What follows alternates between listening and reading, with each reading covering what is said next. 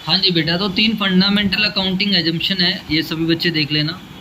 Need में तो क्या है, यूनिफॉर्मिटी लेके आना चाहते हैं, तो यही नीड है। अकाउंटिंग प्रिंसिपल्स क्यों फॉलो होते हैं, उसकी क्या आवश्यकता है। अगर आप चाहते हो कि सभी लोग एक जैसा रिजल्ट शो करें, सबके रिजल्ट को चेक कर सकें, कंपेयर कर सकें, एनालिसिस कर सकें, तो इट्स बेटर कि सभी को एक जैसे रूल्स रेगुलेशन सिखाए जाएँ।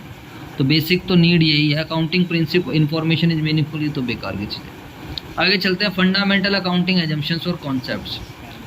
तो 3 फंडामेंटल अकाउंटिंग एजम्पशंस, इसको ध्यान रखना। आप CAG के नाम से आप याद रखोगे, तो चार्टर्ड अकाउंटेंट जी ऐसे याद रख सकते हो। ठीक है मेरे बच्चों, बताओ। तो CAG, तो चार्टर्ड अकाउंटेंट जी। ठीक है, अब ये 3 एजम्पशन क्या है। जी का मतलब है गोइंग कंसर्न एजम्पशन, और C का मतलब है कंसिस्टेंसी एजम्पशन, और A का मतलब क्या है, accrual assumption. Going concern assumption ये कहती है कि business shall be continue for an indefinite period and we don't have any intention to close down the business. और हमारी कोई ऐसी इंटेंशन नहीं रहेगी कि हम जानबूझकर अपने बिजनेस के ऑपरेशंस को क्या करेंगे, रिड्यूस करेंगे। समझ में आनी है। जब कोई भी व्यक्ति बिजनेस स्टार्ट करता है तो वो ये मानकर स्टार्ट नहीं करता कि वो 1 साल 2 साल में क्या कर देगा, बंद कर देगा। समझ में आया नहीं।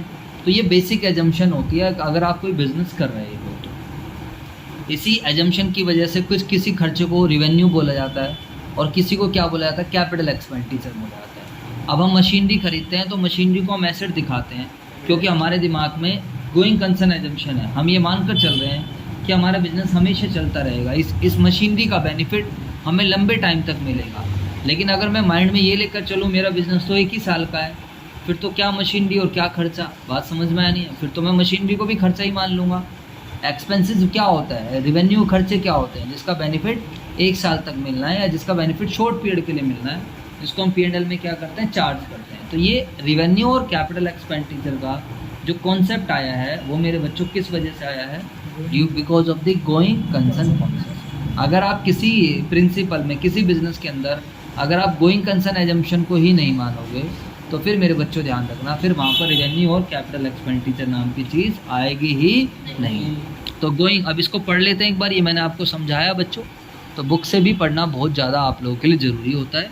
Business will continue for an foreseeable future, लंबा चलता रहेगा, लॉन्ग पीरियड तक सेम लेवल ऑफ। जानबूझकर हम अभी आप देख रहे हो संजय क्लासेस में थोड़े स्टूडेंट्स कम हैं, तो इसका ये मतलब थोड़ी हमने बिजनेस बंद कर दिया। बिजनेस अभी कंटिन्यू चलता है, अभी भी हम मान रहे हैं कि दोबारा बढ़ जाएगा। बात समझ में आया नहीं। जब आप आए थे 1 था 2 था और बच्चे हो, उसमें ऐसी कोई टेंशन है क्या, पता कल को फिर पता नहीं कितने स्टूडेंट्स हो रहे हैं। तो depends. Going concern assumption prescribe that transaction should be recorded and reported on the basis that business shall continue for a foreseeable period and there is no intention to close the business or scale down its operation significantly। समझ में आया नहीं। तो ये principal हमें ये कहता है कि जब आप ट्रांजेक्शन को रिकॉर्ड करते हो तो आप अपने दिमाग में ये मानते हुए ट्रांजेक्शन्स को रिकॉर्ड करोगे कि ये जो बिजनेस है ये आपका लंबे पीरियड तक चलता। अरे बोल दो हाँ या ना, बात यही खत्म हो गई।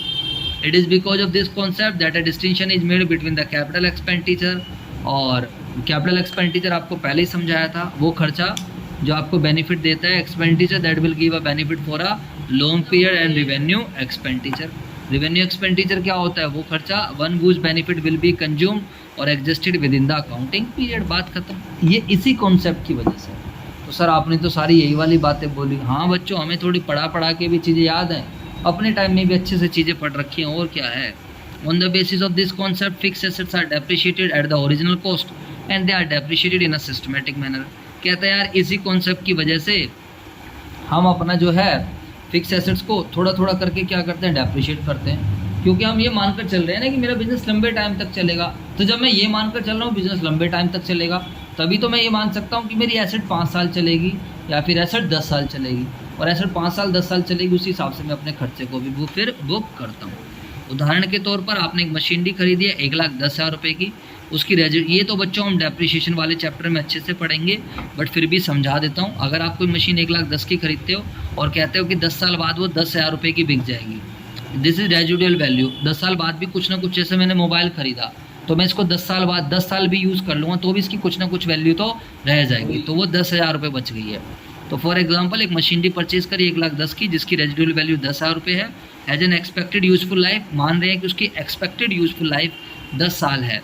तो मेरे बच्चों बताओ 1,10,000 रुपये की मशीन है, 10,000 की तो फिर भी बिक जाएगी, तो पूरे 10 सालों में आपने कितनी वैल्यू कम करी? 1 lakh.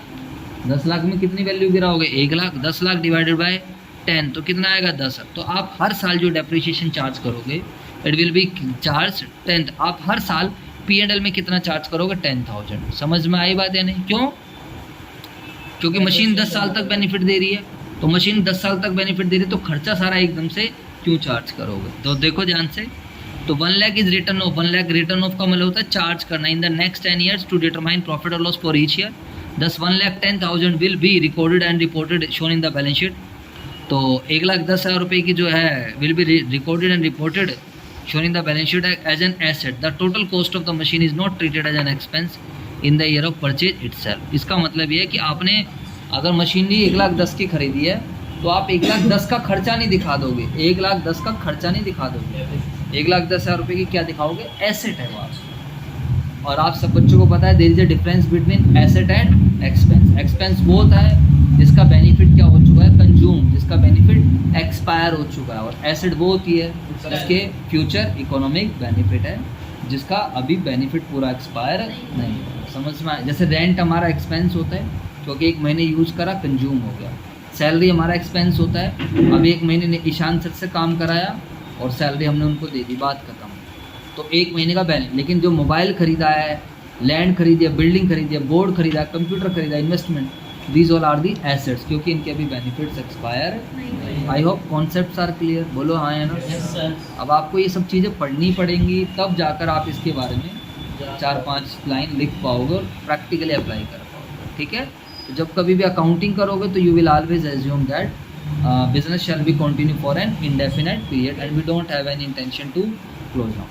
Second assumption is consistency. What is the meaning of consistency assumption? मेरी तरफ देख लीजिए सारे बच्चे। कंसिस्टेंसी assumption ये कहती है कि यार अगर आपने कोई पॉलिसी एक बार फॉलो कर ली है तो that policy should be followed for a long period. That policy should be consistently followed year after. एक बार आपने पॉलिसी फॉलो कर ली तो आप उसे फॉलो करते जाओ। ऐसा नहीं है कि आप बार बार क्या करते रहो, चेंज करते रहो। बात समझ में आया नहीं है? अभी इस साल तो आपने एसेट्स को एसेट्स पे डेप्रिसिएशन लगाई स्ट्रेट लाइन मेथड से, बट अगले साल आप एसेट पे डेप्रिसिएशन लगा रहे हो WDV मेथड से। तो ऐसा नहीं करना। आपको मेरी बात समझ में आ रही है? एक रूल फॉलो करना, एक रूल। बट इसका ये मतलब बिल्कुल भी नहीं है कि अगर आपने कोई पॉलिसी एक बार फॉलो कर ली है तो आप उस पॉलिसी को चेंज नहीं कर सकते। ऐसा बिल्कुल नहीं। You can change the policy but change कब कब अलाउड है? ध्यान रखना, चेंज इज अलाउड जब चेंज लाने से जब बेटर प्रेजेंटेशन आए, जब change is required by law. समझ में आया? या फिर चेंज अकाउंटिंग स्टैंडर्ड्स के थ्रू लाए। इधर देख लो, अब आपको ये कहा जाता है आपने एक बार कोचिंग लगा ली, आपको डेमो समझ में आ गई, तो इट्स बेटर कि यार अब आप वहीं पे ज्वाइन करो, तो सो दैट कि आपका बेसिक अंडरस्टैंडिंग और अच्छी बने। हम कंपेयर भी कर सकते हैं, एक ही पॉलिसी बार बार फॉलो करते हैं। तो अब क्या हो रहा है, आप 1 महीना यहाँ पढ़ रहे हो, मान लो मैंने डांट लगा दी, फिर दूसरी जगह कहीं पहुँच गए, फिर तीसरी जगह, तो दूसरा टीचर क्या कंपैरिजन करेगा, क्या एनालिसिस हो पाएगा? लेकिन इसका ये मतलब नहीं है कि आपने एक बार कहीं ट्यूशन लगा ली तो आप चेंज नहीं कर सकते। जैसे स्कूल में हो गया, एक बार पढ़ लिया तो चेंज करते ही नहीं ज़्यादातर केसेस में। बट चेंज अलाउड है। जब चेंज कब अलाउड है? जब लगता है कि चेंज लाने से आपकी क्या होगी, बेटर प्रेजेंटेशन होएगी, आपकी बेटर पोजीशन हो जाएगी मान, या फिर चेंज लो ही कह रहा है। बात समझ में आया नहीं? बट इस चेंज लाने से बेटर प्रेजेंटेशन की बात करूँ मैं, या बेटर पोजीशन की तुम्हारी बात करूँ मैं। अब मान लो तुम्हें कोई होम ट्यूशन मिल जाए, तुम्हारा कोई रिलेटिव ही पढ़ा रहा हो, तो होम ट्यूशन में तो ग्रुप ट्यूशन से ज़्यादा फोकस हो जाएगा। बात समझ में आया नहीं? शायद तुम्हारी परफॉर्मेंस क्या हो जाए, इंक्रीज हो जाएगी। या फिर change is required by law, तुम्हें तुम्हारे पापा जी की पोस्टिंग ही दिल्ली से बाहर हो गई, अब तुम्हें पूरी फैमिली को वहाँ जाना है, बातें नहीं, तो ये सिचुएशन बना रहा हूँ मैं। एज पर लॉ हो गई बात, कहने का मतलब है ऑर्डर आ गया ऊपर से, भैया चलो। बात समझ में आया ना? अब अकाउंटिंग स्टैंडर्ड में कोई चेंज आ जाए कि नहीं यार इसका ट्रीटमेंट पहले ऐसे हो रहा था, अब ऐसे करना है, अकाउंटिंग स्टैंडर्ड ही क्या करे, किसी मेथड को बंद कर दे, तो मेरे बच्चों आपको चेंज लाना पड़ेगा। When change is required by, ओए बातें नहीं, when change is required by accounting standard, when change is required by law, या फिर चेंज से क्या होगा मेरे बच्चों, बेटर पोजीशन है। तो बस यही था, समझ में आया। कंसिस्टेंसी पोजीशन, कंसिस्टेंसी एजम, ओए बातें मत करो प्लीज, मैं मारूंगा बहुत ज़्यादा भी। कंसिस्टेंसी एजम्पशन लाने से क्या होता है, हम एक साल के रिजल्ट को दूसरे साल के रिजल्ट से क्या कर सकते हैं, कंपेयर। अब इसको पढ़ लेते हैं बुक से। Accounting practices and principles once applied, एक बार जो अप्लाई कर दिया आपने, shall be applied year after year, उसको ईयर आफ्टर ईयर अप्लाई करना चाहिए to meet the qualitative characteristic, जिससे कि क्वालिटेटिव कैरेक्टरिस्टिक्स मीट हो सके, कंपैरिजन वगैरह हो सके। According to the consistency assumption accounting process practices like SLM method follow करना है, डब्ल्यूडीवी मेथड फॉलो करना है, इन्वेंट्री की वैल्यूएशन कैसे करनी है, दुनिया भर की प्रैक्टिसेस होती हैं, पॉलिसीज होती हैं। According to consistency assumption accounting practices one selected and adapted should be applied consistently year after year. The concepts help in better understanding, इससे बेटर अंडरस्टैंडिंग होएगी आपकी ऑफ अकाउंटिंग इन्फॉर्मेशन की एंड मेक्स इट्स कंपेरेबल। आ गई ना बात, कौन सी बात आ गई, कंपेरेबल। बेटा खाली मत बैठो, मौज से अंडरलाइन कर लीजिए बड़े जी सर।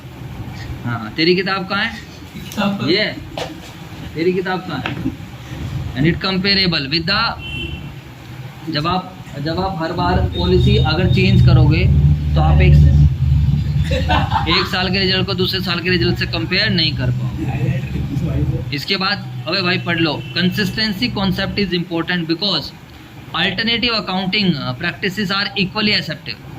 देखो consistency concept is important because alternative accounting practice are equally acceptable and it eliminates personal bias and helps in showing results that are comparable. क्या कहना चाह रहा है ये, क्या होगा इसमें हंसने वाली क्या बात है, हा हा हा हा हा हा हा, बस मिल गई खुशी Lulu. Consistency concept is important, बेटा बातें मत करो, कंसिस्टेंसी कॉन्सेप्ट इज इम्पोर्टेंट है क्योंकि alternative accounting policies are equally acceptable and it eliminates personal bias and helps in showing result that are comparable. छोटो ये कुछ मतलब सही मीनिंग सा लग नहीं रहा, कुछ ना कोई इसमें मुझे लग रहा है कुछ मिसिंग है। फॉर एग्जाम्पल अब यहाँ पर देखो, two methods of charging depreciation WDV and SLM are equally acceptable, दोनों के दोनों इक्वली एक्सेप्टेबल, आपकी मर्जी है कोई सा भी फॉलो कर लो। Method one chosen and applied should be applied consistently year after year.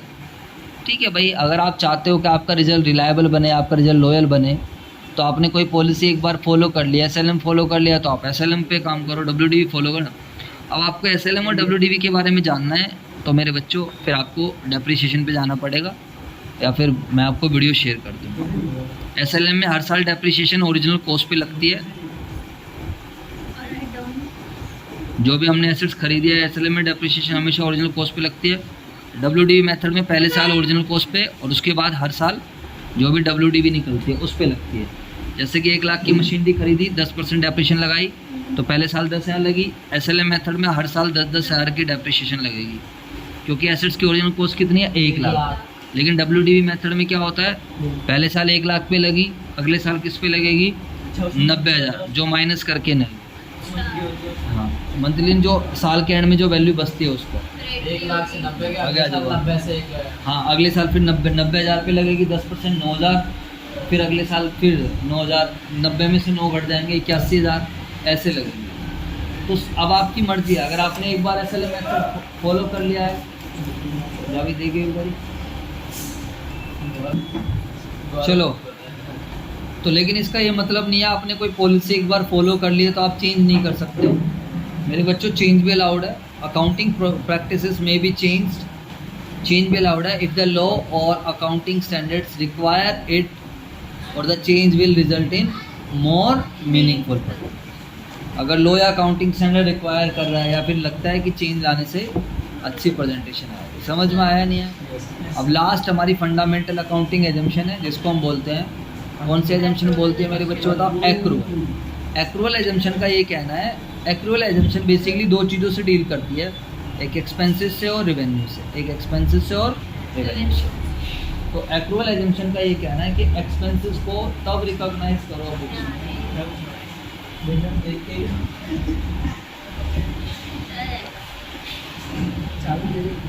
Accrual assumption ये कहती है, बातें नहीं, एक्सपेंसेस बुक बातें नहीं था। देखो एक्रूअल एजम्पशन ये तो ये कहती है कि एक्सपेंसेस तब रिकॉग्नाइज होंगे बुक्स में जब ये इनकर्ड हुए हैं, not when it is paid. इस बात से कोई मतलब नहीं है कि पेमेंट करी या नहीं करी। अगर हमने एक्सपेंसेस का बेनिफिट ले लिया है, तो उसको बुक्स में क्या कर दो, रिकॉर्ड कर दो। समझ में आया नहीं आया? व्हेन इट इज़ इनकर्ड तब रिकॉर्ड कर दो, not when it is paid. Payment से मतलब नहीं है। अब मैंने आपको, मान लो मुझे इस बिल्डिंग का रेंट देना था और मैंने रेंट नहीं दिया, मान लो 5 महीने से मैं रेंट नहीं दे रहा हूँ, तो इसका मतलब पेमेंट तो नहीं हुई है। अब पेमेंट नहीं हुई तो क्या हम एक्सपेंसेस को रिकॉर्ड नहीं करेंगे? रिकॉर्ड तो करना ही पड़ेगा। हाँ जी।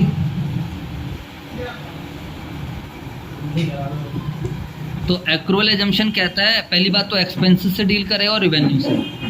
तो एक्सपेंसेस से डील करने का मतलब है, कहता है एक्सपेंसेस जब इनकर्ड हुए हैं तभी रिकॉर्ड कर दो। इस बात से मतलब नहीं है पेड हुए हैं या फिर नहीं हुए, इस बात से कोई मतलब नहीं है। जैसे कि मैंने आपको एग्जांपल दिया कि मैंने 4 महीने बिल्डिंग यूज़ कर ली, और अगर मैं 4 महीने फॉर एग्जांपल अगर बिल्डिंग यूज़ करता हूँ बट मैंने बिल्डिंग का रेंट आपको नहीं पे करा, तो भी मेरे बच्चों ये क्या हो जाएगा, रिकॉर्ड हो जाएगा।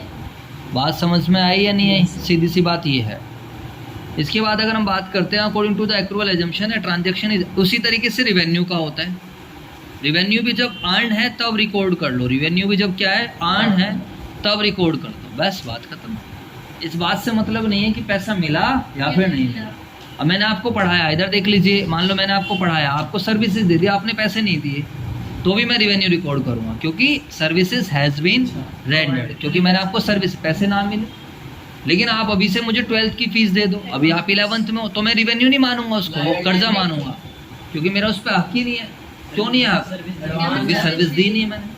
तो ये एक्रूअल एजम्पशन कहता है रिवेन्यू को तब बुक करो जब आपने रिवेन्यू कमा लिया हो, यानी कि सर्विस दे दी हो या सेल हो गई हो, सर्विस दे दी हो या फिर सेल। अगर आपको कोई एडवांस पैसा मिल रहा है तो it shall not be considered as liability मानी जाएगी। उसी का एक बच्चा है, एक्रूअल एजम्पशन का एक बच्चा है, और क्या है उस बच्चे का नाम, रिवेन्यू रिकॉग्निशन कॉन्सेप्ट। समझ में आ गई बात या नहीं आ गई? तो ये बस खाली रिवेन्यू से बात करेगा। एक्रूअल एजम्पशन में से ये निकल कर आया है। इसके इधर देखो, बातें नहीं, अब पढ़ देते हैं इसको। बातें नहीं, मारूं अभी चाटे। Transactions are recorded when they are entered into whether amount is exchange और not. According to the accrual assumption, a transaction is recorded in the books of account at the time when it is entered into and not when the settlement takes place। इसका मतलब क्या है, जब मेरी और आपकी transaction हो रही है, परचेज सेल हो रही है, उसी टाइम रिकॉर्ड कर दो। इस बात से मतलब नहीं है कि पैसे मिले या फिर नहीं मिले। दस रिवेन्यू इज रिकॉग्नाइज, ये कह रहा है revenue is recognise when it is realise, that is when sale is complete और services are rendered. It is immaterial whether the cash is received और नॉट। इस बात से कोई मतलब नहीं है कि पैसा मिला या फिर नहीं मिला। सिमिलरली एक्सपेंसेस आर, एक्सपेंसेस को तब रिकॉग्नाइज करा जाएगा, expense in the accounting period in which revenue related to it is recognise whether paid or not. अगर मैंने इसका मतलब जो एक्सपेंसेस करा है इसका रिवेन्यू इसी पीरियड में रिकॉग्नाइज करा है, तो एक्सपेंसेस को भी इसी पीरियड में रिकॉग्नाइज, बाकी इससे मतलब नहीं है। आप सीधा ध्यान रख सकते हो, अगर एक्सपेंसेस उसी पीरियड का है तो देन आप रिकॉर्ड कर दो, नहीं है तो that will be recorded in the next accounting. समझ में बाद में रिकॉर्ड कर। This concept is particularly important as it recognise assets, liabilities, incomes and expenses and when transactions relating to it are entered into. Under this concept profit is regarded as earned at the time when the goods or services are sold or rendered to a customer, that is the legal title is passed to the customer।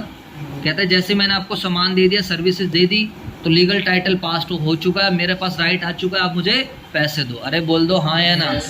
मेरे पास right आ चुका है कि अब आप मुझे क्या करोगे बच्चों, पैसे दोगे। लेकिन तो मैं उसी टाइम अपना रिवेन्यू बुक कर सकता हूँ, मुझे पैसे मिलने का इंतजार करने की आवश्यकता नहीं है। उसी तरीके से an obligation, similarly expenses is regarded as incurred when goods or services are purchased or availed and obligation to pay।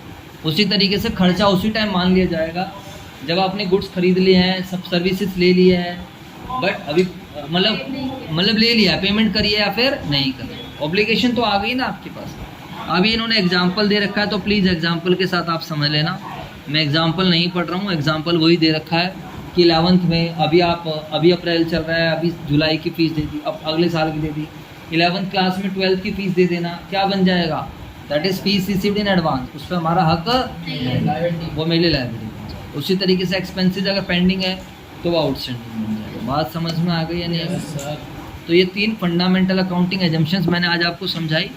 कुछ बच्चों का पहले इधर देख लो, बिजनेस एंटिटी कॉन्सेप्ट पहले करा दिया था कुछ बच्चों को, बट दोबारा कराऊंगा। मनी मेजरमेंट प्रिंसिपल करा दिया था, शायद अकाउंटिंग पीरियड भी मैंने लास्ट टाइम कराया था, ड्यूअल एस्पेक्ट भी कराया था, और साथ में वेरीफाइबल ऑब्जेक्टिव कॉन्सेप्ट भी कराया था। तो आप सारे बच्चे जो जो प्रिंसिपल्स आपको अच्छे से, ये सब तो लिख कर लाना ही है जितना भी करा दिया मैंने। उसके अलावा ये वाले जो निशान लगाए हैं ये सब भी लिख कर लेकर आने पढ़कर। अकाउंटिंग स्टैंडर्ड्स वगैरह क्या होते हैं सब डिस्कस कर लेंगे, फिर हम इस चैप्टर को करेंगे ख़त्म। ठीक है बच्चों, तो आज फिर हम इतना ही कवर करेंगे। Thank you so much.